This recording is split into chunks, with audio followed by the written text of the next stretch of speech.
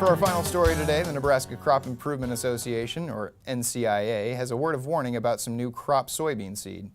Most years, seed lots tested by the NCIA range from about 88 to 98% germination. This year, some of those samples were as low as 43%.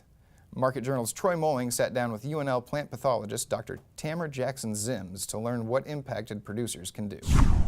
Well, our crop improvement associations in a number of states are responsible for testing seed for seed quality related issues, for instance, and some of those are related to germination, and that's what the concern is now. And so having seed that are coming in at below the optimal germination rates could create some issues for our producers in 2019.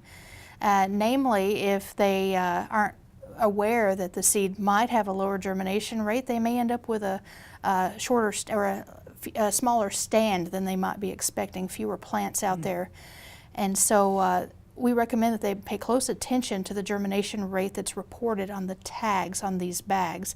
And it's definitely not all of the seed. Most of the seed is looking great, very high germination rate. We're talking about 25% or less of the seed coming out of, especially out of Illinois and Iowa, where they also had some diseases. And what's the reason for these low germination rates, you think?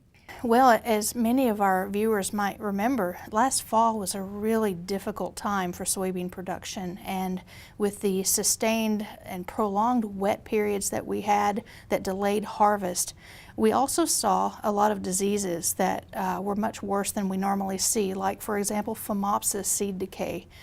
And unfortunately, those do impact seed quality.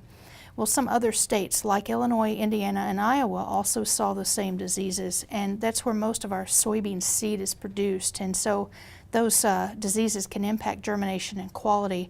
Thus, it very well might impact us this year too. And for producers watching who are impacted by this, what are some things that they should do?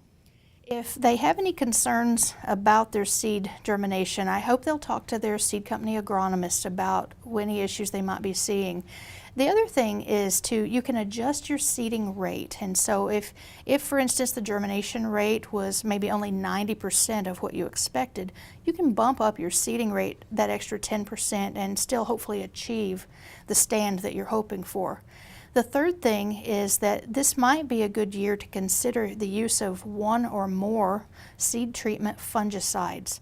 And that's easier said than done because you'll have to make some decisions on which ones to use. And so if they go back to the February 13th issue of Crop Watch, we have resources in that issue showing a list of fungicides and which ones work better on diseases like Phomopsis seed decay, because other diseases like Pythium and Phytophthora will require different fungicide seed treatments. So they might even have to stack different classes of fungicides to get the best effects.